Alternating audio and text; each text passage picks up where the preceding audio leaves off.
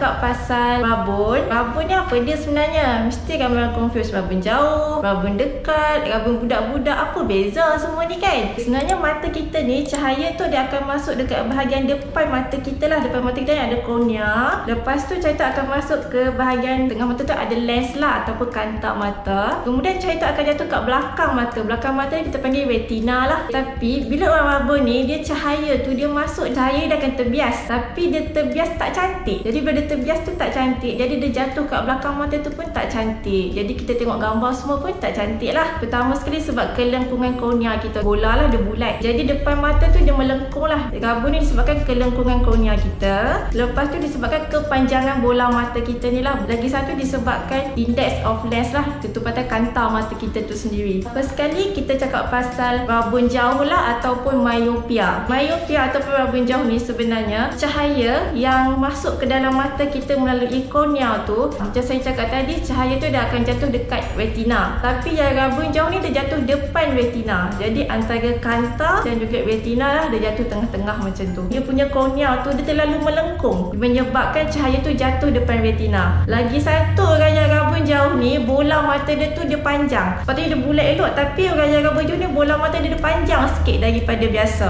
Jadi bila bola mata dia tu panjang, cahaya tu jatuh tengah-tengah mata lah, dia tak kena betul-betul kat retina. Itu menyebabkan rabun jauh lah ataupun myopia. Okay, yang kedua pula kita akan cakap pasal hyperopia. Hyperopia ni kadang-kadang orang akan confuse dengan rabun dekat. Jauh dia akan kabur juga, tapi dia tengok juga kalau power tu tinggi, yang jauh tu akan kabur lah untuk orang yang ada hyperopia ni. Jadi hyperopia ni dia akan kabur yang jauh dan dekat lah. Dia punya kelengkungan kornea dia tu dia rata sikit. Jadi cahaya tu dia jatuh belakang retina. Lagi satu, bola mata orang yang hyperopia ni dia pendek. Jadi cahaya jatuh belakang retina lah. Yang ketiga adalah astigmatism lah. Astigmatism ni adalah rabun silau lah. Okay, astigmatism ni adalah disebabkan kornea dia ni dia tak sama rata. Sepatutnya dia melengkung elok lah, cantik. Tapi dia macam melengkung ke kiri sikit, dia melengkung ke kanan sikit. Jadi cahaya yang masuk ke dalam mata pun tak cantik. Dia menyebabkan cahaya yang jatuh dekat retina tu ada banyak point. Jadi bila ada banyak point, mata ni dia tak tahu yang mana satu yang betul-betul. Jadi dia confuse lah. Jadi kat situ jadilah kita nampak gambar tu, tulisan tu bayang-bayang. Jadi itu adalah rabun silau ataupun astigmatism lah. Okey, rabun silau ni dia boleh jadi dia kabur bila tengok jauh dan juga dia kabur bila tengok dekat. Bentuk dia punya kornea tu memanjang sikit macam bola rugby. Jadi bola rugby tu dia melonjong. Orang yang ada astigmatism dia punya keadaan macam tu lah. Okey, yang seterusnya yang keempat adalah presbyopia. Presbyopia ni juga dikenali sebagai rabun dekat yang disebabkan oleh faktor usia. Selalu orang yang umur 40-an lah yang selalunya akan ada presbyopia ni. Jadi semua orang akan dapat rabun dekat, tak boleh nak elak lah. Dia orang akan nampak yang jauh tu dia akan nampak jelas cantik, tapi yang dekat lah yang kabur. Sebab tu kita panggil dia rabun dekat. Jadi bila rabun dekat ni, dia cahaya yang pada gambar tu sebenarnya akan jatuh bahagian belakang mata. Dia lebih kurang macam hyperopia. Memang dua-dua tu cahaya akan jatuh belakang mata. Jadi kita panggil rabun dekat lah. Tapi sebab dia lain. Yang hyperopia tu tak kira usia. Semua orang boleh dapat lah. Sama ada muda ke remaja ke, semua boleh dapat lah hyperopia tu. Tapi presbyopia hanya orang 40-an dan ke atas sahajalah yang boleh dapat. Sebabkan bila faktor usia ni, jadi kita punya lens ni, kantar mata kurang fleksibel. Dia dah tak anjal dah masa muda-muda. Muda-muda memang anjal, dia boleh adjust apa semua, cantik lah. Tapi bila faktor usia ni, dia dah susah nak adjust cahaya yang masuk tu.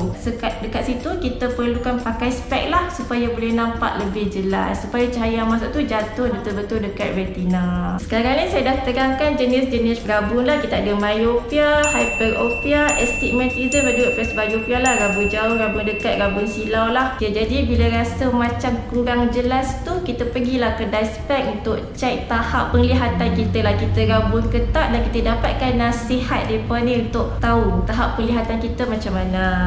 Bye.